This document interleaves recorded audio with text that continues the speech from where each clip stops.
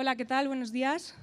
Bienvenidos a esta nueva edición de los Telefónica Talks, en la que hablaremos sobre el fenómeno de la hiperconexión y sobre cómo afecta tanto positiva como negativamente a nuestra vida y también a la de nuestra familia. Para aquellos que no me conozcan, soy Paula Valle, soy la responsable de las iniciativas de bienestar digital del área de ética corporativa y sostenibilidad de Telefónica. Y es probable que muchos de vosotros sabráis ya que llevamos más de 10 años trabajando en diferentes iniciativas que promueven el uso responsable de la tecnología. Iniciativas que a día de hoy se materializan en 6 líneas claves de trabajo: las alianzas con los stakeholders, el bloqueo de contenidos, el entorno audiovisual, los productos y servicios relacionados con la protección al menor, la relación con nuestros proveedores y las iniciativas de sensibilización y educación. Dentro de estas últimas es donde surge el portal Dialogando. Para aquellos que no conozcan Dialogando, es el site de Movistar a través del que intentamos sensibilizar y hacer reflexionar a la sociedad sobre el uso que estamos haciendo de la tecnología, y en el que un comité de expertos, entre los que se encuentran algunos de los ponentes que tendremos hoy aquí, ofrece a las familias los recursos necesarios para ser buenos ciudadanos digitales. Os avanzo, y estoy segura que ya lo habéis podido comprobar en la agenda, que hoy nos espera una sesión realmente interesante, ya que contaremos con la presencia de María Zavala, experta en familia y tecnología y creadora del blog iWomanish, nuestra compañera de Movistar Plus, Arantxa Ferreiro, Laura Baena, fundadora del Club de Malas Madres, Berta Bernard, directora creativa y autora del libro Mi nombre es Greta Godoy, y Ezequiel Paserón, director de la organización Faro Digital. Os propongo que de la jornada de hoy nos vayamos con 3 cosas importantes. La primera de ellas creo que podría ser una reflexión sobre el uso que cada uno de nosotros estamos haciendo en nuestro día a día de la tecnología, para esa reflexión después trasladarla al uso que está haciendo nuestra familia de la tecnología, el uso que hacen nuestros hijos de los dispositivos conectados. Y luego creo que la tercera cosa que podríamos llevarnos hoy de aquí, y creo que podría ser la más importante de las 3, es que tenemos que salir con la convicción de que todos y cada uno de nosotros tenemos criterio y capacidad suficientes para educar a nuestros hijos en el uso responsable de la tecnología. Ya no me quiero extender más, solo os recuerdo que tenemos disponible el hashtag HijosHiperconectados para que podáis compartir cualquier cosa de lo que ocurra hoy aquí. E invito a subir ya al escenario a mi querida María Zavala, la mejor maestra de ceremonias que podíamos tener en este evento de hoy. María es consultora de comunicación especializada en alfabetización y ciudadanía digital.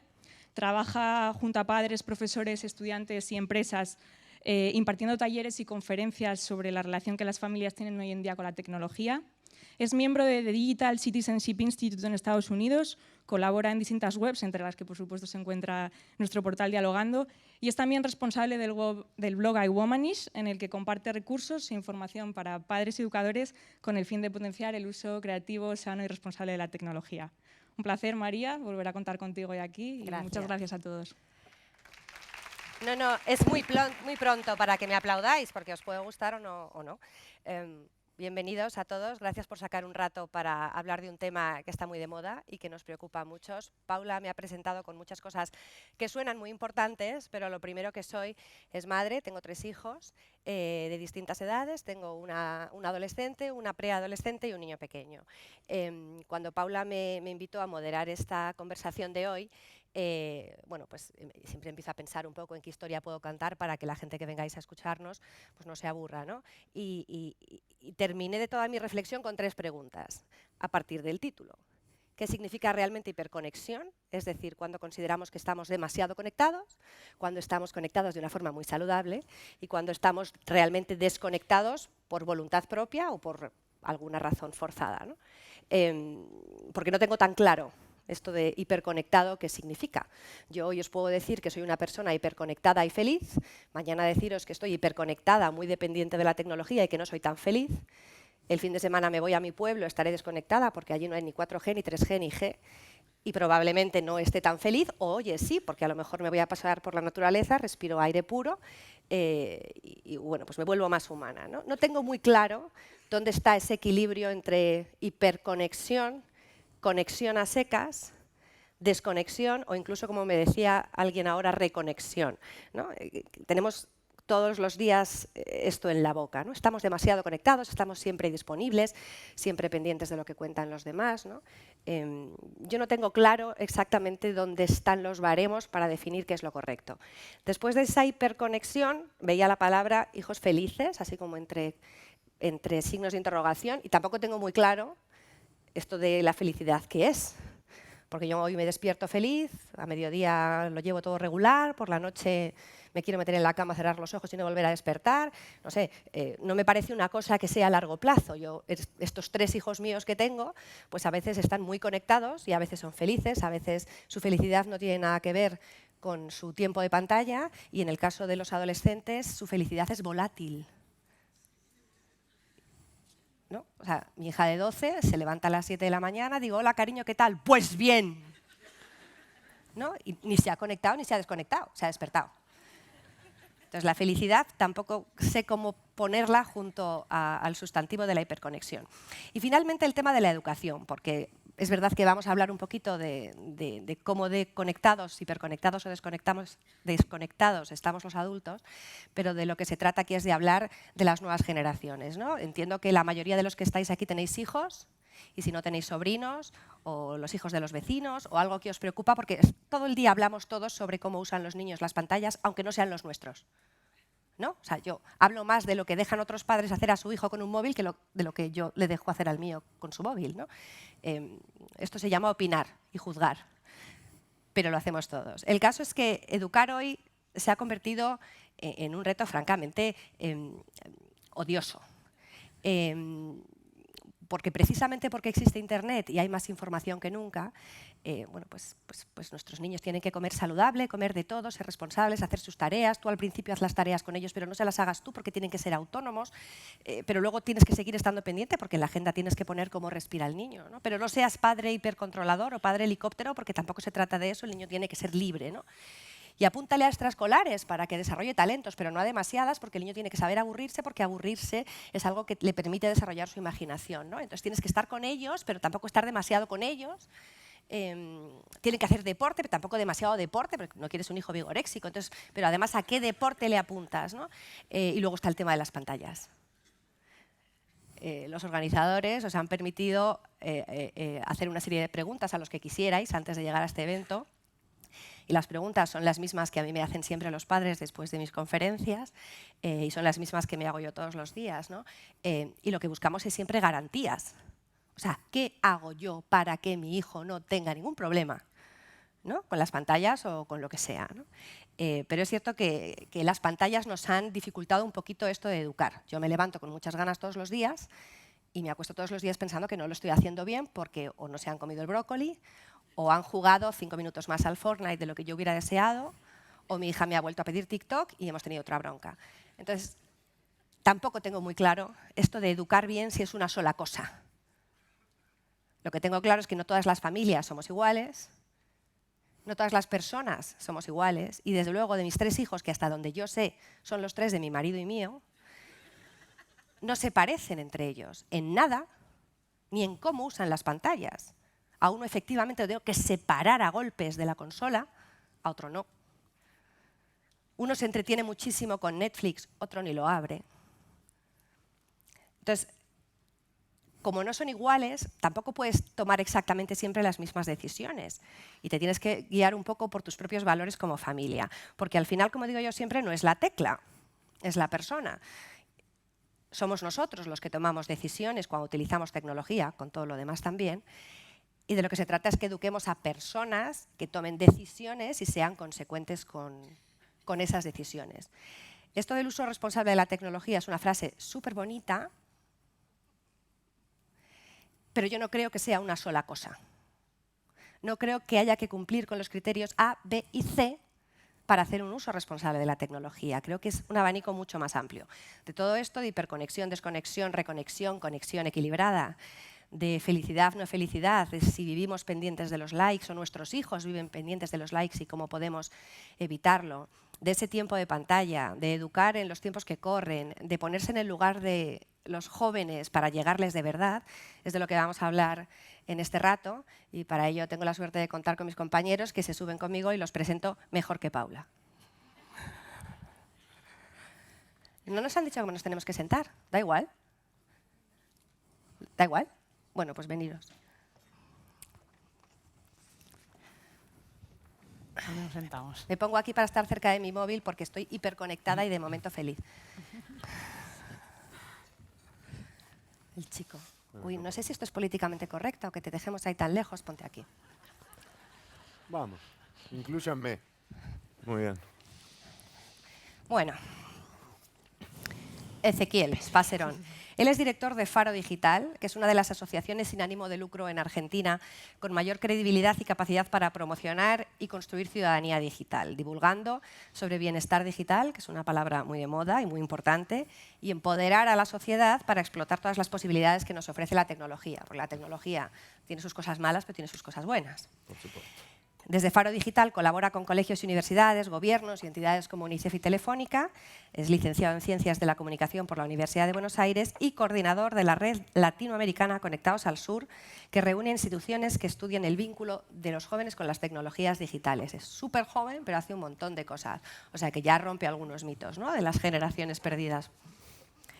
Laura Baena, seguro que muchos o muchas la conocéis. Ella es creativa, publicitaria, comunicadora, madre de 2 hijas y medio y desde 2014 fundadora del Club de Malas Madres, porque como ella misma cuenta, siempre se dio cuenta de que el modelo social de madre estaba obsoleto, ¿no? Yo soy gran admiradora de Laura porque evita el concepto de la madre perfecta, que es algo que yo todos los días a las 6:30 quiero ser y todos los días a las 10:30 no he sido. Su sentimiento individual de mala madre conecta con el de muchas mujeres, dando lugar a una comunidad emocional de más de 720.000 mujeres que luchan por desmitificar la maternidad, unidas a través de las redes sociales. Y es además una de las 100 mujeres líderes de España, cosa que yo no soy, pero seré, porque la esperanza es lo último que se pierde. Gracias, María. Berta Bernard, también muy joven y rompiendo estereotipos. Ella es periodista, comenzó su carrera como blogger en 2011, Pleistoceno, y rápidamente se convirtió en una de las influencers con más proyección internacional. Fue seleccionada como Global Taste Maker, que es como si dijéramos que genera gustos, genera tendencias, y desde aquí y también en Londres impulsó su carrera como fotógrafa, directora creativa y referente en estilo de vida a través de su web. Lo que le gusta a mi hija, ¿no? A mi hija le gusta Berta. En 2017 abandonó sus cuentas en redes sociales, cuando tenía casi 100.000 seguidores, con el objetivo de desintoxicarse del mundo digital. Según sus propias palabras, las redes sociales son una máquina de generar frustración.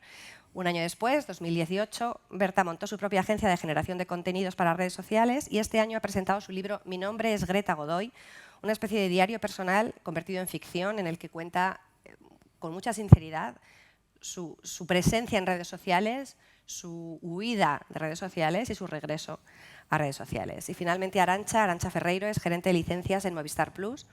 Se declara enamorada del marketing y creadora de nuevos negocios. Ha estado siempre vinculada al sector de la comunicación, canal satélite digital Terra, de cuyo lanzamiento en Estados Unidos fue responsable y con éxito, El País, 4 y finalmente Movistar Plus. Aquí Arantxa tiene la misión de crear una línea sostenible de ingresos a través de los contenidos de la plataforma y generar la primera IP infantil, yo no sé lo que es esto, de Movistar a través de Happy, un personaje que ayudará a los más pequeños a gestionar sus emociones. Arantxa tiene 2 niñas, ¿no? Bueno, para empezar un poco con la reflexión, Berta, sí que me gustaría que nos contaras brevemente tu historia para que los que no te conozcan lo hagan y para poner un poco el inicio del contexto de esta conversación sobre ¿puedo ser feliz si estoy muy conectada? Vale. Hola a todos. Voy a empezar copiándote tu introducción de que todo eso suena muy bonito, pero al final lo que soy es una, como diría Julia Roberts, una chica normal tratando de que la quieran. O sea, en el fondo es un poco la historia de lo que me pasó a mí, que pues como decía María, llegué a tener muchos seguidores en redes sociales, una trayectoria que labré durante 8 años en una profesión que cuando empezó yo no sabía ni lo que era. O sea, mis padres, por ejemplo, no sabían decir muy bien a lo que se dedicaba su hija porque era una profesión que nos estábamos inventando y yo creo que a mí eso era una parte de todo esto que me divertía mucho y me motivaba mucho porque al final era todo muy distinto porque todavía no había tanta gente generando contenido, entonces cualquier historia que contaras en redes sociales era única y era como pues más original. Yo creo que lo que ha pasado ahora mismo es que ya todo lo que es el concepto de felicidad está muy estereotipado y todo el mundo trata de aparentar que tiene el mismo tipo de vida, que a mí, siendo una player dentro de ese juego, fue lo que terminó cansándome y creo que cuando tú te das cuenta de que ficcionar tu vida en redes sociales, porque al final tienes que aparentar todo el rato, ¿no? que todo va bien y eso no es algo que vaya o sea, que no es real a largo plazo. Yo creo que es como la carrera de una modelo, ¿no? Que llega a un punto en el que ya quizá te canses, ¿no? De estar todo el día tratando de vivir y además fotografiar lo que estás viviendo para contarlo. Entonces, bueno, yo tomé esa decisión por una razón clarísima, que era que quería tener una vida más calmada y nada, y 2 años más tarde, pues puedo decir que vamos, tengo una relación con la tecnología mucho más saludable, que como tú dices, María, es un tema súper subjetivo. Yo no trato de que la gente se cierre sus perfiles de Instagram. Yo sabía que mi historia inspiraría también y sería también una posibilidad, porque es verdad que lo que más miedo da de cuando tomas una decisión así es que nadie lo ha hecho.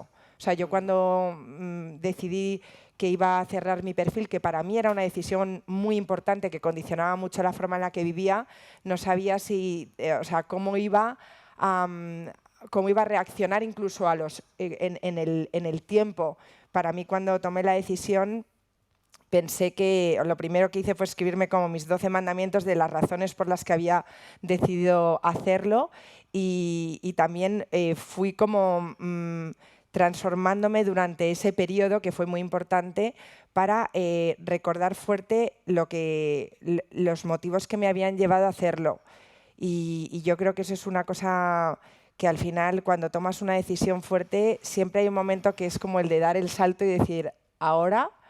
Y luego hay que tener otras etapas de aceptación de esta nueva etapa, o sea, de esta nueva de los resultados que tiene esa decisión. O sea, pues por ejemplo, yo era consciente de que iba a perder mi influencia en cuanto a que cuando tienes un canal, lo más cómodo es que hagas lo que hagas, tienes tu propia audiencia. O sea, puedes montar una marca, puedes colaborar con un montón de gente, todo el mundo está muy a tu disposición.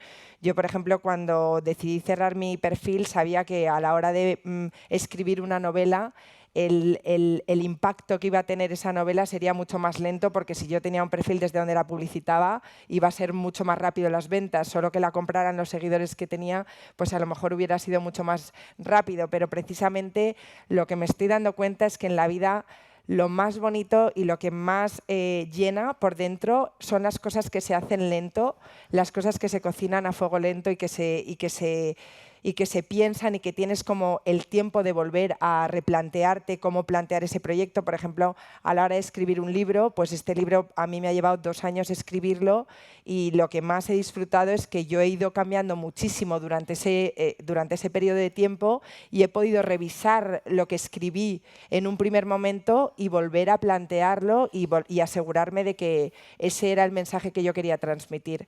O sea que yo creo que, en resumen, supongo que mi breve historia, o la historia que tengo yo a día de hoy que contar, es la historia de una persona que sigue reinventándose. Ahora mi sueño ahora mismo es ser directora de cine, y desde pequeña siempre yo sabía que quería ser eso, y creo que la vida me está llevando hacia allí, y de repente lo más guay de la vida de la gente es que saltas a un mundo nuevo en el que empiezas de cero. Yo no tenía ni idea casi ni de lo que era una editorial, y de repente te metes, ¿no?, en todo un mundo en el que puedes volver a empezar de cero, y como decía Steve Jobs, volver a ser becario con la misma ilusión, con la misma humildad y con las mismas ganas, ¿no?, de descubrir un camino nuevo. O sea que yo lo que espero que lo que más inspire de la historia, más que esa parte de cortar con algo, es esa capacidad de reinventarse en la vida y de ser capaz de detectar que a lo mejor no estás siendo feliz en el camino en el que estás, y de que si cambias y das un salto a otro camino, seguramente se te ordene todo, porque la ilusión de empezar es lo que más mueve, yo creo. Laura, tú, como profesional, que gran parte de su visibilidad y de su actividad tiene que ver con compartir contenido en redes sociales, tú esto de que sea compatible ser tú misma y no perderte por ficciones, y al mismo tiempo mantener a tu audiencia enganchada, no con mentiras, no con exageraciones, sino con valor añadido. ¿Esto tú cómo lo vives? Es que creo que sí es posible, ¿no? O sea, yo he pasado mis crisis existenciales en las redes sociales. Yo recuerdo que una vez hace 2 años, cuando de repente yo siempre digo que parece que estoy surfeando una ola y que mi objetivo siempre es no morir de éxito y que no me arrolle la ola. Siempre y cuando tu proyecto tenga esa coherencia y esa autenticidad de ti misma, ¿no? Entonces yo creo que sí que es posible vivir en las redes sociales sin ficcionar tu vida, sin hacerlo de ello, sin convertirte en un espectador propio de tus propias redes sociales, que sería rarísimo, siempre y cuando pongas tus propias normas. Creo que hay que poner unas normas y unos límites de donde hasta aquí llego, hasta aquí llega mi vida personal y hasta aquí llega mi generación de contenidos, ¿no? Yo siempre lo he tenido muy claro y creo que y que Malas Madres da una visión coherente y real de la vida. O sea, es más, yo no soy partidaria de mostrar esas vidas de madres perfectas, que lo único que genera es frustración.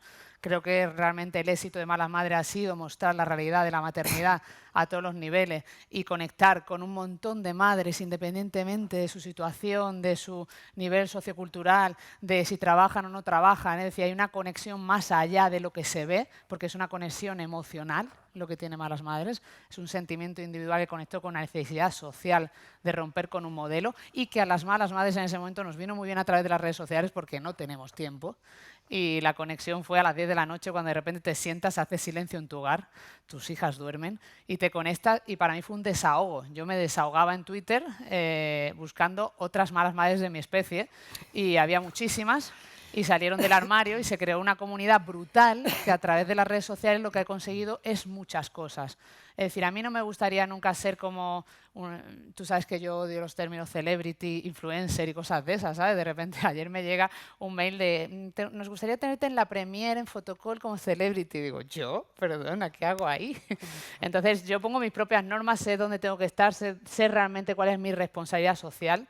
Yo tengo una responsabilidad social, el club tiene una responsabilidad social que va mucho más allá de generar contenido, de poner fotos bonitas, y yo creo que es posible. Ahora, tienes que poner tus normas y marcar tus normas. Yo tengo normas tan claras como que la cara de mis hijas no sale en redes sociales, como que mi casa no sale en redes sociales, como que la gente no tiene por qué saber dónde vivo, porque lo que yo comparto va mucho más allá. Es decir, hay una misión y sabéis que tenemos además una lucha social por la conciliación, que tenemos proyectos que generan contenido a diario. Digo que no a todas las propuestas que me llegan de marcas. Tenemos 3 grandes proyectos con marca amigas, uno de ellos con Movistar, tenemos Like, que nos hace sentir que estamos ayudando de alguna manera a las madres en distintas áreas. Entonces yo creo que sí se puede generar, tener tus redes sociales, estar hiperconectada y ser feliz porque tienes una misión y estás trabajando más allá de una imagen bonita, ¿no? Lo que pasa que, bueno, ahí hay una responsabilidad, no dejarte arrollar, porque claro, es muy bonito todo lo que te llega y todo lo que, ¿no? Y es peligroso. Pero yo creo que sí que es posible sin tener que romper con todo y dejarlo a un lado, porque a mí, gracias a las redes sociales, me ha impulsado a muchísimas cosas, ¿no? Y a conseguir cosas que realmente tienen un fin más allá de esa foto que decía, ¿no? Es curioso porque, a ver, un poco la experiencia de Berta nos habla de una conciencia que se despierta después de una situación excepcional. Yo me siento superada por lo que estoy viviendo y tomo una decisión de enorme vértigo para cambiar, ¿no? Independientemente de la edad, pero ella siendo joven. Y la de Laura es una conciencia derivada de una edad, es decir, de una responsabilidad ya adquirida y de años en los que ha vivido no conectada, y de un compromiso con una misión que le hace más fácil no traicionarse a sí misma, ¿no? Sin embargo, los que tenemos hijos sabemos, especialmente en la adolescencia, pero bueno, en general, que por edad no pueden tener la conciencia adquirida de Laura, y porque probablemente todavía no se hayan dado un golpetazo o una sensación de necesito cambiar como Berta, y por lo tanto están todavía utilizando la tecnología de una manera más impulsiva si les dejamos los padres, porque los niños acceden a la tecnología porque los padres abrimos la puerta, si no, no, es muy difícil que lo hagan, ¿no? No sé, Ezequiel, esto desde tu trabajo con Faro Digital, tú que trabajas mucho con chavales, Sí.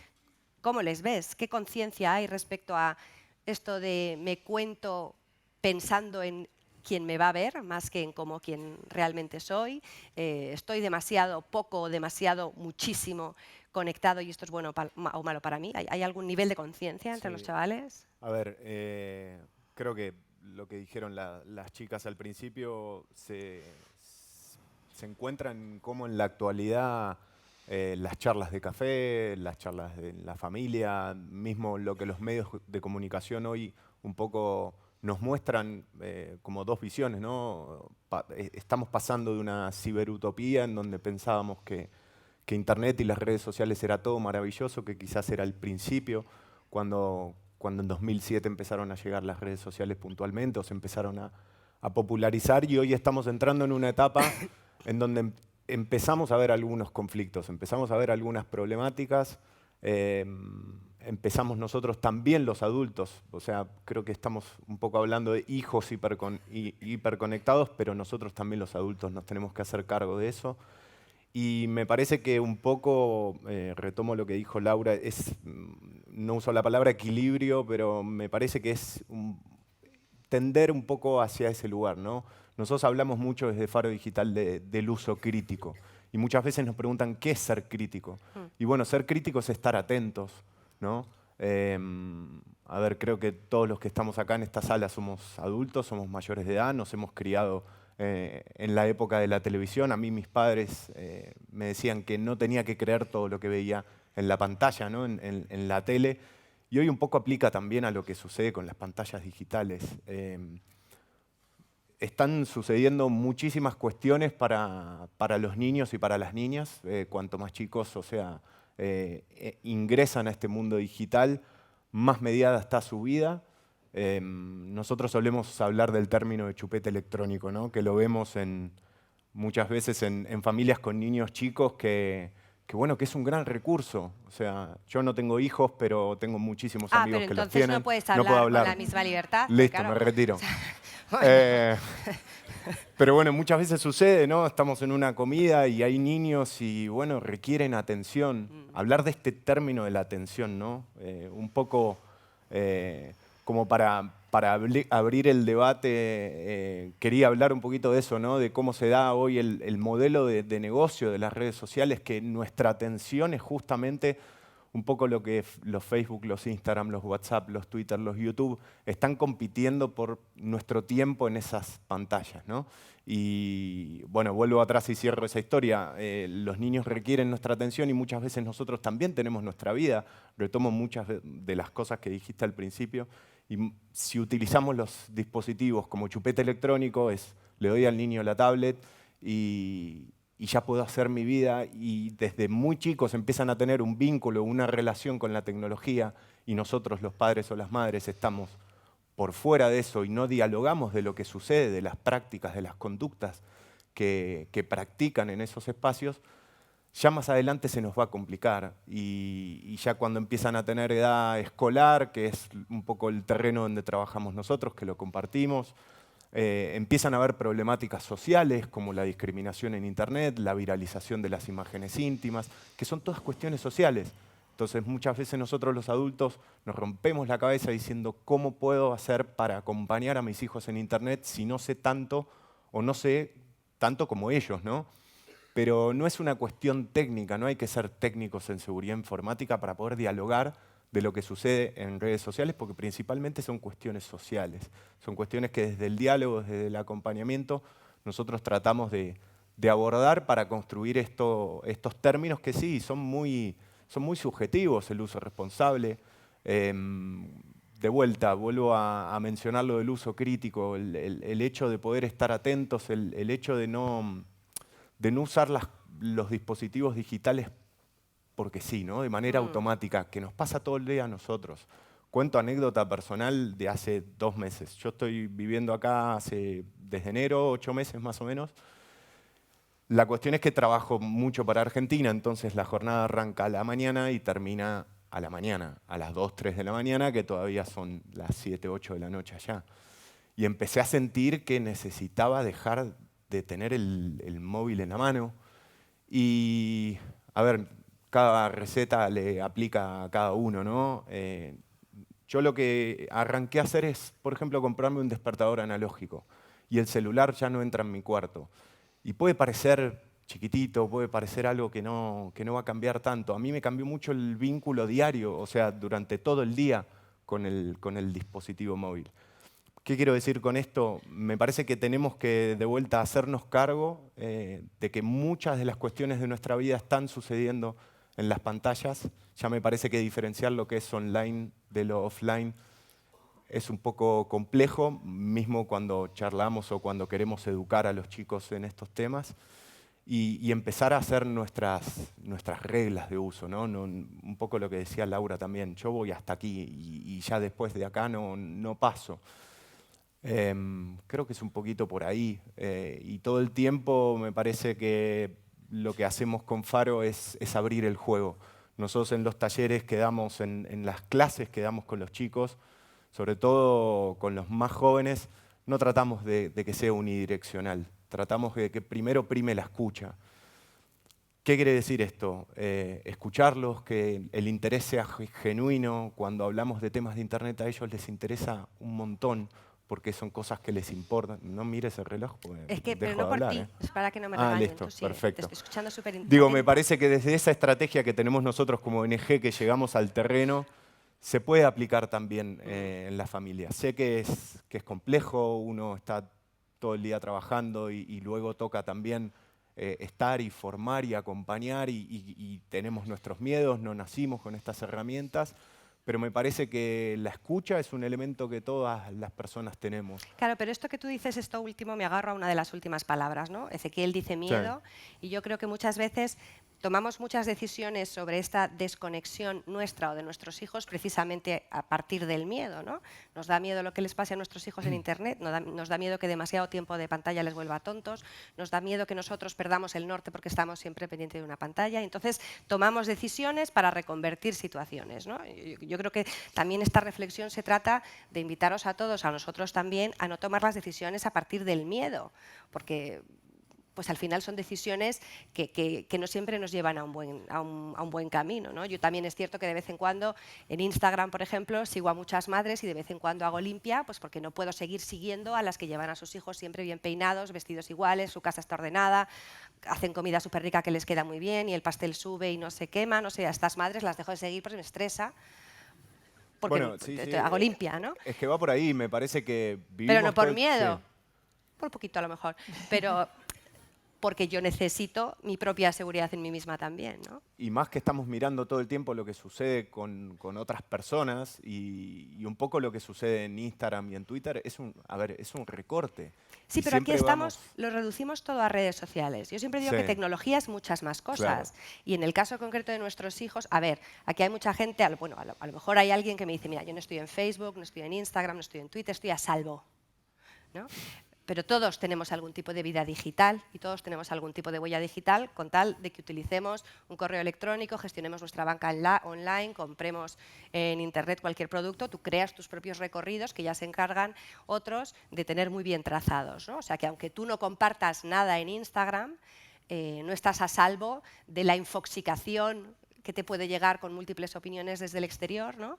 O de que te sientas juzgado por determinadas personas de ese mismo exterior, ¿no? Yo creo que al final hay que hacer las cosas un poco pensando, y en el caso de los niños, muchos preguntabais en estas preguntas que habéis enviado antes, ¿no? Sobre todo en esas edades más tempranas en las que no hay redes sociales y en las que el logro es el tiempo de pantalla, ¿no? Entonces, ¿cuándo permitir que nuestros hijos accedan a las pantallas y cuánto tiempo y con qué tipo de contenidos y con qué tipo de aplicaciones y de quién me fío, ¿no? Porque es verdad que al final pues uno lee en los medios, hoy lee que Fortnite es la heroína del siglo XXI, mañana lee las ventajas de los videojuegos para el desarrollo de la inteligencia espacial. Claro. Y luego pasado mañana lees que la salud mental de los adolescentes se ve perjudicada por el uso de las redes sociales, y al día siguiente hay otro estudio igualmente prestigioso que rebate esto porque dice que las evidencias no son realmente tan justificadas como parecían, ¿no? Entonces los padres estábamos en casa diciendo ¿qué narices hago entonces yo, ¿no? No sé, Arantxa, tú que te dedicas mucho a los contenidos audiovisuales para niños y que además eres madre, ¿cómo ves tú todo este cambio que ha habido en el consumo audiovisual de contenidos por parte de los niños, ¿no? Ezequiel decía, yo veía la tele, yo veía un canal, no la tele, y como no había casi nada en ese canal para niños, pues no veías la tele, pero eso no me hace mejor. Es decir, no es que yo fuera más lista a los 9. No hay nada que nos garantice que si tuviéramos 13 años ahora, nosotros haríamos mejor las cosas con las pantallas. Yo no veía más pantallas porque no había nada que ver. Y a lo mejor jugaba más en la calle, pero a lo mejor no. Y a lo mejor obedecía más a mi madre, o seguro que no. Y como digo siempre, los que comprábamos Super Pop en el kiosco no era por el contenido cultural de las entrevistas. Y nuestros referentes, yo recuerdo a mi hermano que tenía pósters de Samantha Fox, pues desde luego no son mejor referente que Berta, que a lo mejor genera una reflexión, ¿no? Es cierto que hay influencers que a lo mejor no nos gustan, pero como dice Ezequiel, hay que hablar. Arantxa, perdóname. ¿Cómo ves tú este cambio en lo que consumen nuestros niños? Sí, bueno, es cierto que el boom tecnológico que hay actualmente, o sea, no lo hemos vivido en la historia jamás, ¿no? Yo recuerdo hace 3 años, yo volvía de mi segunda baja maternal y me dieron un proyecto que era, bueno, ¿por qué no trabajamos en crear una aplicación interactiva, ¿no?, para niños en Movistar? La verdad que yo me creí tanto el proyecto porque tenía la suerte de tener en casa, bueno, pues un bebé de 1 año y medio, un recién nacido, y me estaba enfrentando a, bueno, pues a la realidad, que otros igual pues te hablan de esa realidad sin conocerla bien a fondo, ¿no? Yo también, por ese miedo que tú comentas, María, al principio decía, no, yo que mi hija no vea el móvil, y lo escondía, lo tal, era ridículo. O sea, ellos viven en un mundo digital, son los verdaderos nativos digitales, y lo queramos o no, la tecnología está en sus vidas y estará siempre, y cada vez irá más. Entonces, para nosotros el reto que tuvimos entre manos es crear un entorno donde nosotros, no solo como profesionales, sino como padres, pudiéramos estar tranquilos de lo que los niños veían.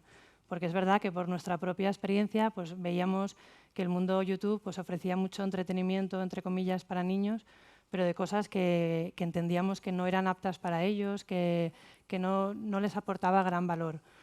Entonces ahí nuestro reto como compañía fue el de crear esa aplicación que tuviera una serie de configuraciones para los padres para que pudiéramos hacerla a la medida que nosotros quisiéramos emplear en nuestras vidas. Como tú decías, ese tema del límite o la hiperconexión, cada una tiene uno en su casa y cada una lo gestiona a su manera.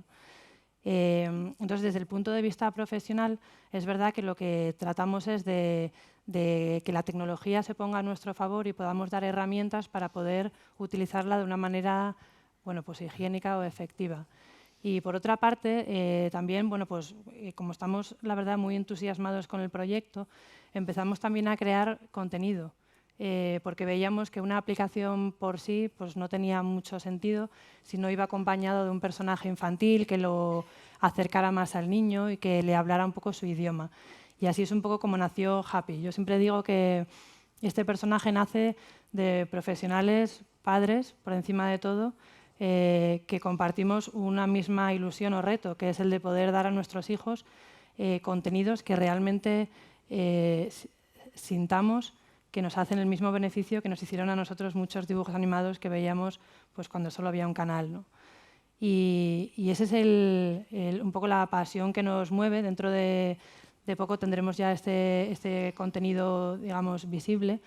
Y a nosotros eso es lo que nos gusta hacer y nuestra contribución, yo creo que en este boom digital de hacer que sigamos creyendo en el contenido que sea realmente que aporte valor para los más pequeños. Con respecto a los límites, es verdad que nosotros como compañía lo que ponemos es todas las herramientas a nuestro alcance para que, bueno, pues el tiempo de conexión, evidentemente, podemos poner un controlador de tiempo, como lo tenemos, pero bueno, son los padres los que al final marcan esos límites y los que al final, claro, tienen que aplicar la tecnología como ellos crean, porque es verdad, como decías, no hay ni bueno ni malo, ni una hora es correcta, ni media hora y tal, cada uno es un mundo. Es verdad que yo en el terreno personal fomento que mis hijas, que son todavía muy pequeñitas, pero que jueguen, que estén en la naturaleza, que vayan a buscar bichos, pero también es verdad que yo al principio estaba muy perdida en el mundo de las aplicaciones y lo que intentamos dar como compañía es una labor, o sea, hacer una labor como de curator para ofrecer el contenido que nosotros creemos que aporta valor. Es verdad que hay más contenido que nunca, hay más conexión que nunca, pero precisamente por eso hay también que ejercer una labor de filtro o de filtrado para que todo ese contenido se pueda de alguna manera clasificar y ofrecer a los padres, ¿no? Que eso es lo que nos mueve. Los pediatras lo que nos dicen a los padres es que en torno hasta los 18 meses los niños no tengan relación con ninguna pantalla si no es para hacer un chat de vídeo con un familiar, por ejemplo, ¿no? Que a partir de esa edad y hasta los 2 años sea también mínima la relación de los niños con la pantalla y que sea siempre acompañada, y de los 2 a los 6 que no supere la hora diaria en la medida de lo posible con unos contenidos que los padres hayamos elegido previamente, ¿no? Esto es lo que nos recomiendan los expertos. Luego hay muchos estudios que nos dicen muchas cosas sobre los perjuicios que pueden provocar demasiado tiempo de pantalla en nuestros niños o la necesidad de que nuestros niños desarrollen juego libre, es decir, juego espontáneo sin pantallas, para que sigan siendo niños sanos, ¿no? Yo insisto en que el equilibrio es el que busquemos nosotros como familia. Tú si quieres que tu hijo coma sano, pues le pones un poco de todo y que él te vea comer de todo y variado, ¿no? Si siempre le pones brócoli de cena, pues comerá efectivamente verduras, pero siempre la misma. Entonces, de lo que se trata es de un acceso gradual. Habéis preguntado mucho por el tema de los pequeños, de los niños más pequeños de la casa, y de lo que se trata es de que vayan teniendo una relación gradual con las pantallas y que no sea solamente ocio, porque lo que tenemos mucho es de te pongo los dibujos para que te entretengas, que es humano, Ezequiel, es humano, Laura. Porque si no, a veces no te podrías ni duchar. O sea, es humano. Sí, sí, es que está claro. Pero siendo tú quien toma la decisión, no el niño que te insiste con la chuche en el supermercado y con que le dejes la tablet para que se calle, ¿no? Yo tengo una amiga que si su hija come muy bien la premia con tablet y si su hija no come la distrae con la tablet para que coma, ¿no? Ahí les estamos creando un poco de conflicto a los niños, pero creo que es fundamental que todos entendamos que si tú a un niño de 5, 6, 7 años le acostumbras de 4, de 3, de 2 a que una tablet o una Smart TV o tu móvil es una herramienta con la que él está solo delante de una pantalla viendo algo, lo que aprende es que pantallas es igual a estar solo viendo yo algo. Y perdemos la oportunidad de sembrar semilla en cuanto a que aprendan a hacer algo y no solo a mirar lo que hacen otros, y que aprenda que también puede haber un tiempo compartido con otras personas, ¿no? Esto es complicado, pero es súper factible. Y otro día, cuando se organice otra reunión como la de hoy, daremos más detalles. Yo quería preguntarle a Berta, ahora voy a subir de edad, ¿tú cómo ves a las chicas? No a las chicas de 20añeras, sino como a las adolescentes. Pues mira, es un tema tan interesante que yo me tomo mis apuntes para priorizar lo que quiero decir, porque hablaría de esto todo el día entero. No tenemos. Me parece sociológicamente una transformación muy fuerte, pero por ejemplo, por ponerte un ejemplo concreto, ayer me contaban que la hija de una persona, pues que ella se veía en el baño y que estaba hablando a sus seguidoras de cómo hacerse la trenza, ¿sabes? Y eso también me dio que pensar que, claro, es que ellas, o sea, en esa edad son esponjas y todo, sus ídolos, que ahora las nuevas influencers son los Beatles de antes, o sea, ¿sabes? Trasladándolo a épocas anteriores, lo copian todo. Entonces yo, en base a lo que habéis dicho, yo creo también que en eso los padres sí que tienen esa labor de dar ejemplo para que sus hijos también, si les ven a ellos con un móvil, van a coger un móvil. En cambio, si a lo mejor tú haces el esfuerzo también de no cogerlo tanto, quizás sí que ellos también pues, te imiten y hagan lo que tú... No sé si tú estás de acuerdo. O sea, ahora te dejo hablar, pero en el tema del ejemplo, sí. Yo leo mucho. Mi marido es muy deportista y come mucha fruta. Y conseguir que mis hijos lean, coman fruta y hagan deporte y nos ven todos los días leer, comer fruta y hacer deporte, no es sencillo. El ejemplo es fundamental, los niños hacen lo que ven, pero tampoco es la panacea. Es decir, tu hijo es verdad que si te ve coger un móvil todo el rato, tenderá a coger el móvil. Pero no, yo creo que hay más cosas en el carácter de los niños que influyen en sus decisiones. O sea, no me malinterpretéis, ¿eh? O sea, estoy de acuerdo en que un padre que está siempre delante de su ordenador no le puede prestar el tiempo suficiente a sus hijos, el que ellos necesitan, ¿no? Pero claro, este tema del ejemplo a mí siempre me crea conflicto, porque copian mucho a los niños, pero no lo copian todo, al menos en mi casa. Perdona, sigue ya. No te las preocupes. Chicas. No, o sea, bueno, yo lo que creo es que en el fondo... O sea, todo esto habría que a lo mejor preguntarles, ¿no? En plan, porque una cosa es hacerlo, y hacerlo siempre lo hemos hecho. De pequeño tú hacías bailes con tus amigos, se los enseñabas a tus padres, o sea, hay cosas que vienen de atrás y que no se pueden achacar directamente a cosas que se hagan con las nuevas tecnologías. Pero sí que creo que eso hay que explicarles, o como decíais vosotros también antes, que me ha parecido una buenísima palabra, acompañarles y estar a su lado muy atentos de por qué lo hacen, o sea, qué interés tienen a lo mejor por esa falta de atención que hoy en día es impresionante con las prisas con las que vivimos. Estamos todos a un nivel que no hemos estado nunca, yo creo, de laboral. Entonces, a lo mejor esa falta de atención es lo que a mí me llevó, por ejemplo, a querer tener tantos likes, a querer tener tantos seguidores, porque yo en realidad me acostumbré con mucha frecuencia a dar noticias de mi vida y a recibir un impacto y una aprobación a todo lo que iba haciendo. Entonces yo recuerdo de lo que más me costó deshacerme, ¿no? Es como de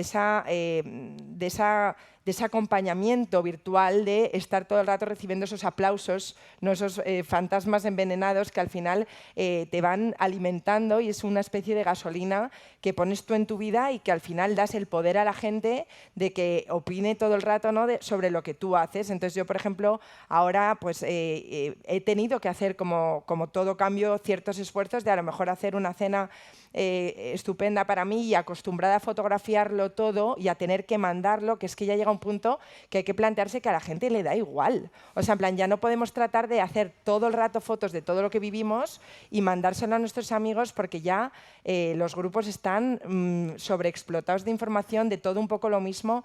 Entonces yo creo que, o sea, el problema para mí real, para la adolescencia, y para lo cual yo este libro estoy súper contenta de haber dado a luz esta historia, porque creo que de lo que hay que reflexionar es, el gran miedo para mí es esa pérdida de dejar de saber relacionarse con la gente, porque las pantallas lo que te permiten es tener como un tiempo de más para calcular tus reacciones. Entonces yo creo que eso, pues por ejemplo, a unos adolescentes que estén ligando, pues de repente, claro, eso les da un tiempo de pensarse la respuesta. Tú, en cambio, si quedas con alguien y le coges la mano y le miras a los ojos y le dices, oye, que quiero salir contigo, imagínate, o cualquier cosa así, la reacción de la persona de a lo mejor ponerse roja, o sea, todas esas sensaciones tan humanas, que son lo que de verdad yo creo que también aporta muchísima belleza a la vida, pues a mí mi gran miedo es que a lo mejor con tantas pantallas y esa pérdida de espontaneidad pierdan esa forma de relacionarse y no sepan mirarse ni quedar. ¿Y tú crees que las chicas están perdiendo esa espontaneidad? Yo creo que sí. O sea, en realidad yo creo que las pantallas son una barrera que distancia muchísimo a la gente. De hecho, es que si lo piensas ahora a día de hoy, tú quedas con alguien y hasta que quedas has hablado tanto que es que cuando ya te sientas ya no hay nada de lo que hablar. Entonces realmente dices, pues ya no quedo. ¿Y qué hago? Pues me voy a mi casa, me pongo Netflix y todo así. Y en realidad eso es lo que yo creo que va a acabar siendo un problema real, y como que se ve muy como un capítulo de Black Mirror y todos decimos, uff, eso... Pero es que está a la vuelta de la esquina. Entonces empieza por decir, bueno, pues por ejemplo, si tengo menos conexión a redes sociales o acostumbro a mis amigos a que no contesto con tanta frecuencia. O sea, yo, por ejemplo, cuando me quité Instagram y me quité WhatsApp casi a la vez, recuerdo que fui con mis amigas a un viaje a Ibiza y todas ellas, te juro que solo me preguntaban cosas a mí porque no me habían visto. O sea, entre ellas habían hablado tanto, todo por WhatsApp, que llegó un punto en el que en realidad la que más interesaba era de la que menos cosas habían sabido.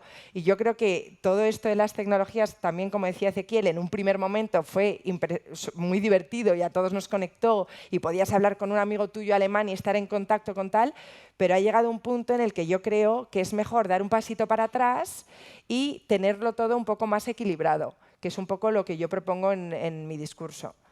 Cuando hablamos de niños pequeños que consumen contenidos en Internet, o de niños algo más mayores que también utilizan tecnología, o de adolescentes que ya tienen móvil y que utilizan redes sociales, hay un aspecto a los padres que nos preocupa, os preocupa mucho, habéis preguntado mucho, que es el tema de esta frontera entre controlarlos, ¿no? Saber dónde están, qué hacen y qué ponen o dejan de poner, y estar invadiendo su intimidad. Laura, yo no sé, tus madres y algún padre dentro de la comunidad de malas madres, ¿qué expresan al respecto, ¿no? Bueno, en el proyecto Tenemos Like estuvimos hablando con las malas madres, ¿no? Y preguntándoles realmente cuál era su relación con la tecnología. Y una de las mayores, lo que vimos sobre todo es que había una falta de comunicación total y de entendimiento del mismo lenguaje. Es que los buenos hijos y la buena hija hablaban en un idioma que no entendían las malas madres, ¿no? Y de ahí sacamos el glosario aquel con palabras divertidas que realmente no sabíamos ni lo que era XD. Acuérdate que XD, la mayoría de las malas madres pensaban que era por Dios. Hicimos unos vídeos muy divertidos realmente con esas palabras que no teníamos integrados en nuestro idioma y que nos hacía distanciarnos mucho de nuestro hijo. Entonces decíamos, ¿cómo vamos a educar en tecnología o en el buen uso responsable de la tecnología si realmente no sabemos ni comunicarnos con ellos, ¿no? O entender sus palabras? Y entonces ese fue el primer paso, ¿no? Y luego lo que vimos sobre todo es que a las malas madres les preocupaba muchísimo el tiempo de conexión, más que, es decir, es como que venimos también de una generación en la que decía Ezequiel, no estés tanto tiempo delante de la pantalla, ¿no? De la tele, es como te vas a quedar tonto de ver la tele, ¿no? Esa era como la obsesión y hemos nacido ahí, nos han educado ahí. Nosotros, la mayoría de las malas madres por la edad que tenemos, no hemos tenido contacto con un móvil hasta los 19 años, era la media. Entonces, claro, era un cambio brutal. Y entonces ahí realmente lo que vimos es eso, ¿no? Que nos estábamos muy preocupados por el tiempo que pasan de exposición a las pantallas, pero no tanto de los contenidos. Bueno, y acuérdate, es que hicimos un taller en el que ninguna mala madre sabía cómo activar un control parental. Es como, sí, hay que cambiar la contraseña, ¿dónde se cambia? Es como, hay que activar un control parental, ¿cómo lo hacemos? Entonces sí que hay una parte también de la tecnología que necesitamos los padres y las madres, aunque la base para mí también sea, como tú has dicho, los valores. Es decir, los valores, la coherencia, el ser ejemplo. Había también un gran porcentaje de malas madres preocupada porque a ellas les costaba muchísimo desconectar y cómo iban a educar a sus hijos en esa conexión equilibrada si realmente a ellas mismas les cuesta, ¿no? Porque es normal, pero yo creo también porque nosotras venimos de no haber estado nada conectadas, de repente estar súper conectadas y no saber muy bien dónde está el equilibrio. Y ese equilibrio lo hemos tenido que buscar todas, yo la primera, que ha habido momentos en los que me he pasado de conexión y entonces ahí es donde digo que están las normas que tienes que poner en tu uso, ¿no? Pues yo llego un fin de semana y me dejo el móvil en casa. O estoy de vacaciones y en vacaciones desconecto las redes sociales al 100%, y eso es una cosa que hice desde hace 2 años y es fundamental porque yo no quiero vivir de vacaciones, como tú decías, pensando en si voy a hacer la foto del desayuno o de mis hijas o de tal. O sea, me niego a eso, ¿no? Entonces ahí es donde tenemos que, la gente que tenemos sobre todo una comunidad tan grande, poner nuestras normas, porque luego pasa el mes entero de agosto y ha pasado, quiero decir, y la gente ha vivido sin ti y sin tus fotos, no pasa nada. Y luego te han echado hasta de menos, con lo cual, pues mira qué bien. Entonces ahí, pero sobre todo las malas madres muy preocupadas por eso, ¿no? Por dónde están los límites de hasta dónde conectarse, y ahí es lo que tú decías, María, y cada una tiene que buscar su sistema, su modelo dentro de su familia. Yo me acuerdo que un día, cuando vi realmente que tenía que tomar carta en el asunto, porque sí que utilicé, sobre todo porque yo dejé la agencia de publicidad, en ese momento pasé a estar en mi casa siendo madre full time e intentando sacar un proyecto adelante, y por las tardes cuando tenía que hacer una urgencia, pues era, toma hija mía, la tablet, pon Peppa Pig. Entonces, ahí me pasaron 2 cosas curiosas, ¿no? Una, que un día estaba súper concentrada en contestar tal, me llamaron no sé qué, tal, no sé qué, y de repente miro la pantalla y la niña está viendo una pelea de personas chinas. De repente peleándose en un vídeo de YouTube, y digo, ¿y cómo ha llegado de Peppa a tal, a no sé qué? Luego otra vez me encontraba viendo Peppa Pig en rumano, o sea, que digo, mira, está activando sus idiomas, ella va a ser políglota.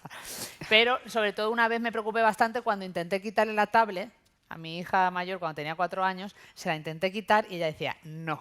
Y fue como, sí, dámela. Y se tiró al suelo con una rabieta que dije, pues, se nos está yendo de las manos, ¿no?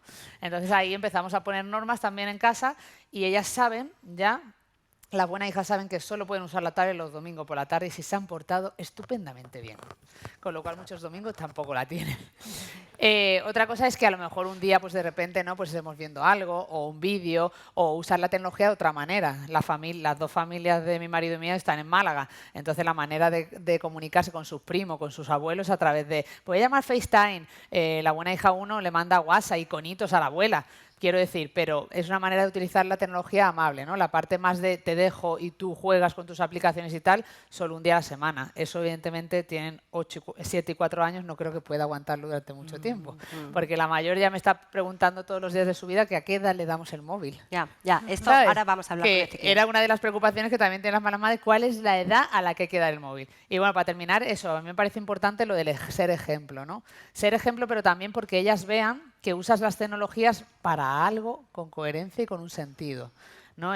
Para mí ahí entra un debate, y sabes que es un debate que tenemos que tratar algún día y hacer algo al respecto, María, que es decir, de repente las influencers, la gente que tenemos muchísimos seguidores, tenemos como una responsabilidad a tener mucho cuidado con poner fotos de tu hija, porque si no estás dejando una huella digital que le va a hacer daño de por vida. Y nosotros sí tenemos esa responsabilidad. Yo creo que la responsabilidad tenemos tanto los que tenemos muchos seguidores como los que no tienen seguidores, porque compartir fotos de tus hijos en redes sociales va a tener la misma huella digital y se va a poder viralizar igual, tengas más seguidores o no. Yo la decisión que tomé de no enseñar la cara de mis hijas y que no sean parte de mi contenido diario es desde antes de tener seguidores. Cuando la gente me dice, claro, es que tú no compartes la cara de tus hijas porque tiene muchos seguidores. No. Cuando mi hija mayor nació, yo no tenía Instagram ni tenía redes sociales y ahí nosotros decidimos, mi pareja y yo, de que no queríamos compartir fotos de ella ni nosotros ni la familia. Y ahí pusimos la norma ya. Entonces lo único que he sido es coherente conmigo misma desde que tuve un seguidor hasta que tuve 300.000. O sea, la idea es esa, ¿no? Entonces esa responsabilidad la tenemos no solo los padres y las madres que tenemos muchos seguidores, sino todos. Y ahí tú lo sabes, María, puedes contar la misma historia. Mis hijas están presentes en mis redes sociales, pero de otra manera. Por eso es muy gracioso cuando llega el verano en Málaga, por ejemplo, y vas por el paseo marítimo y de repente me ve una mala madre y rápidamente pasa de mí y mira corriendo a ver cuáles son mis hijas, mi marido, y es como, ¿quién es? ¿Con quién va? ¿Sabes? Y un día nos pasó en Málaga que mis hijas ya empezaron, nos están mirando, mamá. Y se sintieron ellas como un poco, incluso, ¿sabes? A la defensiva un poco de ¿por qué nos miran? Entonces, bueno, el ser ejemplo, como tú decías, es difícil, pero yo creo que tenemos esa responsabilidad. Y bueno, y la parte, yo me he reconciliado, te decía antes que me he reconciliado con los adolescentes, con generadores de contenido y youtubers, porque la semana pasada me invitaron a un viaje a Bruselas, allá al Parlamento Europeo, cada uno teníamos una misión. Yo tenía la misión de reunirme con las 4 eurodiputadas y hablar sobre conciliación y que me dijeran cuáles eran las directivas europeas en esta materia, que sabéis que es mi misión. Y los otros generadores de contenido, cada uno ya una misión. Yo era la abuela, ellos tenían 20, 21, 22, 23, 4 años, hablaban otro idioma, yo había cosas que no entendía para nada. Cuando llegamos allí empiezan, nos pagáis con Zoom, ¿no? Zoom, Bizu. No sé ni decirlo. Pagarme con eso y digo, yo no te pago con dinero, ¿sabes? Me sentí como que tecnológicamente yo estoy muy desconectada, pese a que tengo una comunidad, ¿no? Pero me reconcilié con ellos porque cada uno de súper jóvenes llevaban desde los 16 años en YouTube, pero generando contenido con una misión. Una chica iba a luchar por el cambio climático, ¿no? Que es Carlota Bruna, que tiene muchísimos seguidores y ha estado mucho allí también haciendo incidencia política. Otros iban defendiendo la lucha LGTBI, otros iban defendiendo otras luchas sociales. Y era tan guay ver realmente que había una conciencia de gente nativa digital más allá de compartir su foto, y también comparten foto de postureo, pero de otra manera, ¿no? Entonces creo que tampoco podemos tener el rechazo ese porque, por ejemplo, mi hija tiene 7 años y pasa, ¿cuántas horas pasa en el colegio? Quiero decir que con tecnología está muy poco de su día a día. Bueno, postureo ha habido siempre porque hay gente que finge ser otra persona cada vez que está en público desde antes de las redes sociales, ¿no? O sea, yo en la puerta del colegio de mis hijos hay mucho postureo y mucha ingeniería social sin móviles. Pero bueno, por cerrar el tema del control parental es útil si lo utilizamos para conocer a nuestros hijos, no tanto para castigarles por haber buscado peras y melones en Internet. Yo os recomiendo que probéis cosas muy eficaces como que sus dispositivos no se conecten a la wifi de casa, salvo en determinadas horas, que os ayuda mucho con el control y autocontrol por su parte del tiempo. Ya que utilicéis aplicaciones que gestionan esa parte del autocontrol, ¿no? Hay madres que me dicen, mira, es que mi hijo yo me voy, no le dejo jugar con la consola y me voy por la puerta y se pone a jugar con la consola. Y yo les explico que en la consola se puede poner un código de 4 dígitos de control parental que si solo lo sabes tú, el niño no puede jugar sin tu permiso, ¿no? Cuando los niños van creciendo, igual que necesitan nuestro permiso para su vida analógica, es bueno que les vayamos dando nuestro permiso progresivo en la vida digital, pero nosotros, de manera progresiva, porque el grave problema que tenemos ahora es que tenemos muchos niños por debajo de 12 años con una autonomía digital muy grande. Se descargan una aplicación, navegan por una página web, deciden ellos qué vídeos ven, y de repente a los 13 queremos que nos escuchen, nos cuenten a quién siguen, quién les sigue, con quién hablan y cómo se hablan, ¿no? En una etapa en la que su cerebro se acaba de autoprogramar para dejar de escucharte durante 4 a 5 años, ¿no? Entonces, creo que merece la pena sembrar en esos hábitos digitales. No tenemos tiempo hoy de entrar, pero hay muchas maneras de conseguirlo que no son informáticas, sino, aunque un poco tecnológicas algunas, pero fáciles de conseguir. La gran pregunta, esto me pasa a mí siempre en las conferencias, hablo 1 hora y media, porque como veis hablo mucho, digo muchas cosas que creo que son interesantes y cuando acabo la primera pregunta es, sí, pero ¿a qué edad le doy el móvil? Ezequiel, ¿Me lo vas a ¿tú hacer qué? a mí? Sí. Bien. Bueno, un poquito vos comentaste que creo que es la Asociación Americana de Pediatría, habla de no exponer a pantallas a los niños hasta los 18 meses, año y medio, e ir regulándolo. Después vemos en la praxis que es sumamente complejo. Nosotros en Faro Digital lo que trabajamos, o sea, nosotros cuando trabajamos en jardines de infantes o en salas de preescolares, generalmente es con los docentes, con los maestros, y es siempre la misma preocupación, y tanto de los maestros como después de los docentes y también de las familias.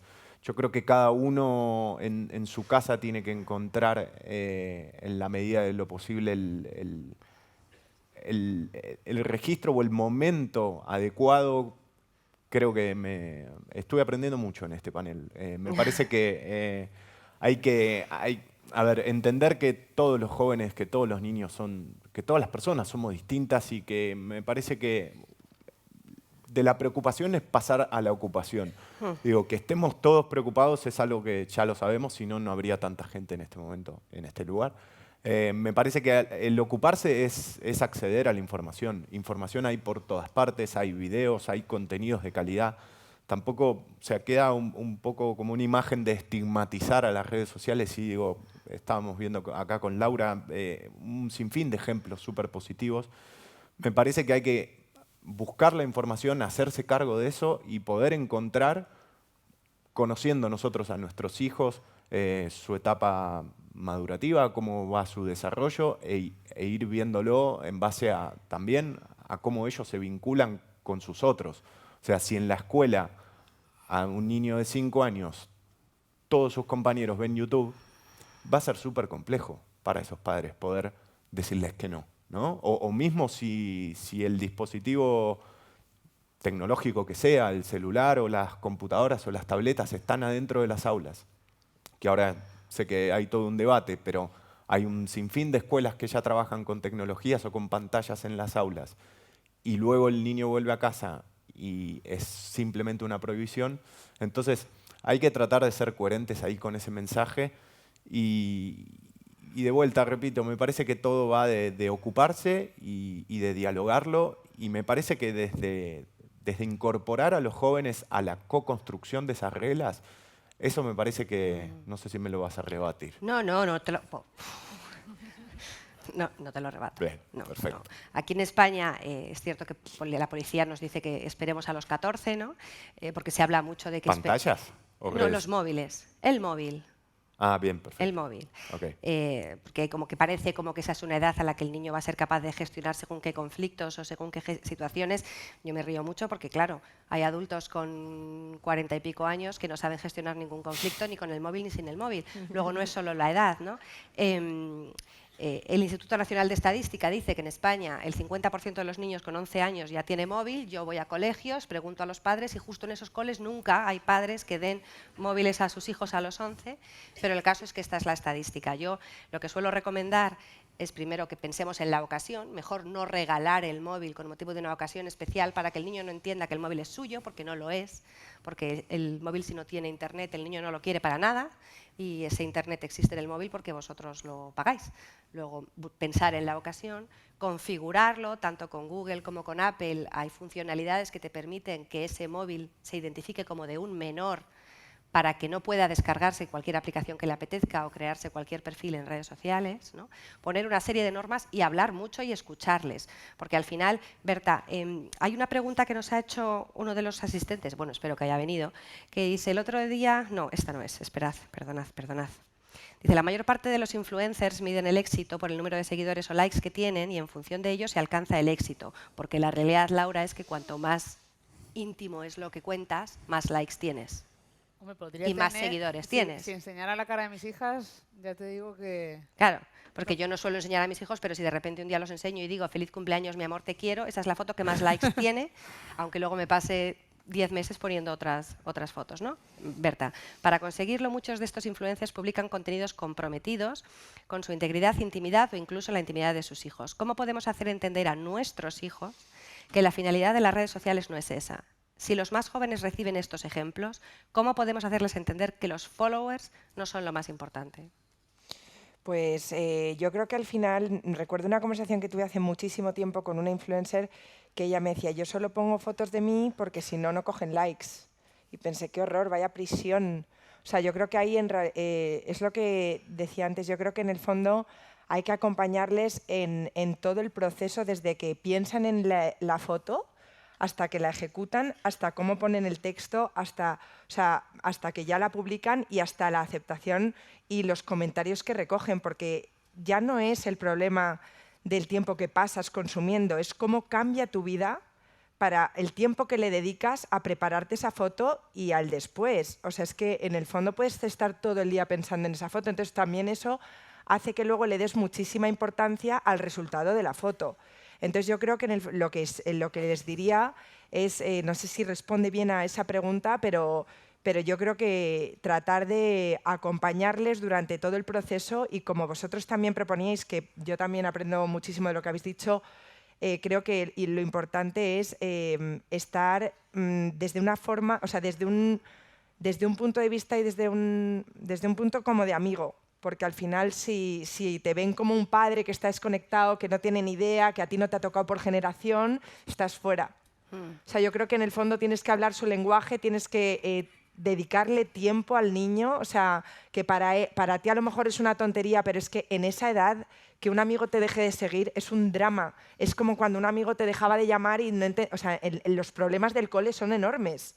Y de hecho, piensa cuando estás en el cole, estás todo el día con tus amigos del cole, vuelves a casa y hablas con tu amigo del cole, o sea, tu amigo del cole, o sea, entonces en ese momento tú si incorporas a eso una red social donde, por ejemplo, me contaba también otro día otra persona que toda su clase le había hecho un bullying porque le habían dejado de seguir todos a la vez. Un chaval le pasa eso, está perdidísimo. Entonces yo creo que el padre, en ese momento, ese día, da igual lo que esté haciendo, el trabajo o lo duro que haya sido su día, tiene que pararse y requiere 2 horas de charla de quiénes son tus amigos de ahí, por qué crees que has hecho mal, qué cambiarías, qué hubieras hecho mejor, ¿te compensa este mes tener Instagram?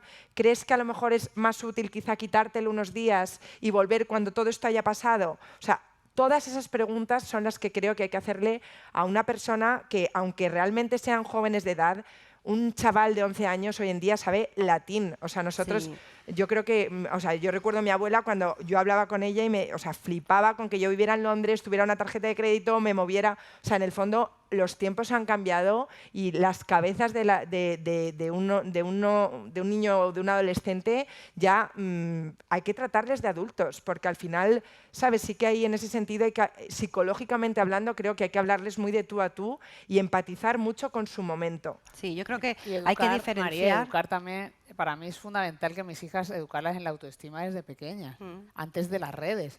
Es que yo quiero que mis hijas lleguen al momento redes ya preparadas de saber quiénes son y qué es lo que quieren. Bueno, y aún así es complicado. Porque Y te estoy hablando de una panacea, quiero decir, y me Claro. parece como que educar en autoestima. ¿Cómo educas en autoestima? Pues bueno, hablando mucho, comunicándote mucho, con esos valores que vayan preparadas para que el día de mañana no les suponga un tsunami. Quiero decir, yo, si no hubiera sido educada en los valores que me han educado mis padres, hubiera llegado malas madres y me hubiera acabado con una crisis existencial. Claro. Y estaría depresiva. yo creo que aquí hay dos lecciones importantes. Por una, los padres lo primero que tendríamos que hacer es conocer a nuestros hijos. Mi hijo, Más el allá de las mayor, redes, no es es que- popular en su grupo, luego no es un esclavo del móvil, porque las redes sociales no son una herramienta para él de popularidad, porque no es popular. Luego hace un uso muy equilibrado del móvil porque no le permiten sentirse reforzado en ese sentido. Busca su refuerzo de otras maneras, ¿no? Y sin embargo, está todo el día utilizando el ordenador porque le gusta editar vídeos, y entonces lo que hay que decirle es, macho, sepárate el portátil porque se te van a quedar los ojos ya deformados, ¿no? Son distintas problemáticas. Mi hija promete, todavía no tiene redes sociales, pero bueno, pues promete que habrá que tener conversaciones con ella, y es lo que decía Ezequiel, hay que abrir espacios de conversación en los que escuchemos de verdad a nuestros hijos sobre estos temas, y nos cuesta mucho, pero yo conozco muchas madres que el niño con 7 dice, mamá, no me funciona YouTube, no hay internet, y la madre dice, uy, de eso yo no sé, pregúntale a tu padre cuando vuelva, ¿no? Y cerramos pequeños espacios que les hacen a ellos pensar que de esto no sabemos. Hace tiempo en la cena, mi hijo, el mayor, nos hablaba de que, os voy a contar una cosa, la pera, lo que me he enterado hoy. Hoy se ha publicado en Instagram una foto de un huevo. Y es un reto.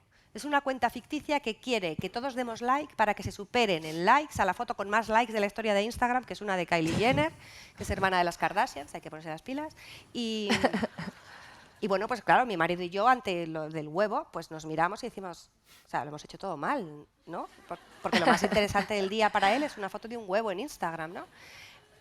Pero le dejas hablar y le escuchas, y terminó por ser una conversación en la que los 5 pudimos hablar pues de Instagram, de influencers, de likes, del youtuber que le gusta a uno, de la influencer que le gusta a la otra, de gustar o no gustar, gustar fuera de la pantalla, gustar dentro de la pantalla, no sé. Hay que escucharlas de verdad para abrir conversaciones. Mi pregunta última para Arantxa, también lo ha preguntado mucha gente, ¿y esto realmente lo podemos hacer los padres de ahora que en teoría no sabemos de tecnología? O sea, ¿cómo vamos a enseñarles a usar bien la tecnología si nosotros hemos crecido sin tecnología? Tú como madre y como empleada en una compañía tecnológica. Bueno, ahí nuestro reto es que ese uso de la tecnología evidentemente sea algo sencillo. Nosotros en los controles parentales no tienes que leer ningún manual para poder aplicarlo, y ese es un poco el reto que nosotros queremos siempre alcanzar. En la aplicación infantil, por ejemplo, yo no me considero nada tequi en mi vida diaria, y realmente puedes configurarlo, o sea, es sumamente intuitivo. Y esa es un poco la responsabilidad que tenemos desde el punto de vista de empresa, de que es verdad que no sirve de nada si la forma de acceder a esas barreras son sumamente complicadas o tienes que leerte un manual de tal. Nadie tiene ni tiempo de hacerlo, ni nos sentimos a veces, muchos de nosotros, buenos para seguirlo. Ahí la importancia es que esas barreras desde el punto de vista de los adultos sean totalmente superables. Yo en la aplicación infantil, por ejemplo, cuando yo fui capaz de configurarla y no decirle a mi marido, configúrala tú, que tú de eso sabes, y podía seleccionar el idioma o agrupar los contenidos que quería que vieran mis hijas pues según la edad que tenían, si tenían menos de 4 años, de 7, de 12, pues empiezas a ver que realmente dices, jolín, qué útil es esto, porque realmente me permite tener un ecosistema a mi disposición que puedo usar fácilmente y que se lo puedo dar a mi hijo para que tenga ese entorno controlado. Entonces, yo creo que ese es el reto y la responsabilidad que nosotros tenemos, o sea, que esa tecnología se acerque al consumo diario de todos, ¿no? Me chivan por la derecha que tenemos que cerrar. Creo que después de esto Berta va a firmar libros para los que queráis. Antes de cerrar, no sé si alguien tiene aquí, no hemos contestado a todas vuestras preguntas, pero no sé si alguien tiene alguna pregunta que quiera hacer en directo. El primero nunca se anima. Nada de ninguna. Pues voy a contestar alguna de las que nos habíais mandado, por ejemplo. Llegados a este punto, Ezequiel, de conexión digital de nuestros hijos y adolescentes, ¿veis necesario que se creen leyes que se adapten a estos nuevos usos y ayuden a los padres a poder controlar el uso del móvil? A ver, me parece que siempre la innovación de la técnica humana, que es la tecnología, va por delante y y la legislación va por detrás, es la historia del derecho, me parece. Existen un sinfín de leyes que nos sirven para paliar algunas problemáticas digitales. En España hay una ley de grooming, por ejemplo, que sirve para penar el abuso sexual infantil en Internet.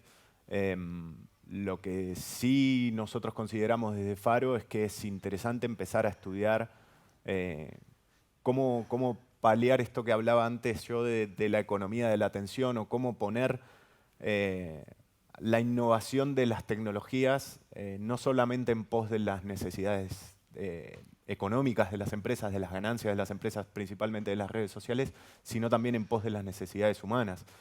Digo, si estamos cada vez más enganchados porque YouTube nos saca el botón, digamos, la cola de espera, entonces siempre estamos viendo videos o nos cuesta mucho más desengancharnos, digo, ahí me parece que la educación es responsable de un sinfín de cuestiones. Me parece que a maestros y a docentes y a familias nos tenemos que poner el saco y trabajar al respecto, pero por supuesto que también hay que exigir regulación en cuanto a cualquier innovación de la tecnología. Pero esa innovación esa regulación tiene que ir en pos del bien público en algún punto. Y es súper complejo el debate, se está estudiando muchísimo. Pero me parece que siempre, a ver, si solamente caemos en que la regulación va a frenar, entre comillas, las problemáticas digitales y no hacemos nada al respecto, vamos a estar complicados. Agrego por último, me gustó un poco lo que estaban hablando las chicas y nosotros trabajamos del tema de la identidad digital, ¿no? El tema del autoconocimiento, el hecho de poder conocer las emociones que tienen nuestros hijos, que de vuelta todos son distintos, y me parece que nada, es escuchar, es hacerse cargo, es sentarse, es dedicarle horas. Sabemos que es súper complejo, pero un poco va por ahí. Y también un poco a nosotros nos toca mucho trabajar en escuelas, no siempre responsabilizar a los docentes, ¿no? La escuela es como... Hace poquito leía un chiste, creo que era con viñetas y tal, y decía que bueno, que si una persona que vivió hace 3 siglos viene hoy a un hospital, no va a entender nada con todas las máquinas que había. Lo mismo en una empresa. Bueno, si cae en una escuela, la escuela sigue siendo igual. Y a los maestros les toca ese gran desafío, ¿no? De trabajar con tecnologías de la modernidad, como el pizarrón, los bancos, los libros, la currícula. Y hoy con este nuevo desafío de lo digital, más la presión de las familias por decirles, eduquen a nuestros hijos en estas cuestiones. Entonces me parece que el compromiso tiene que ser de todos.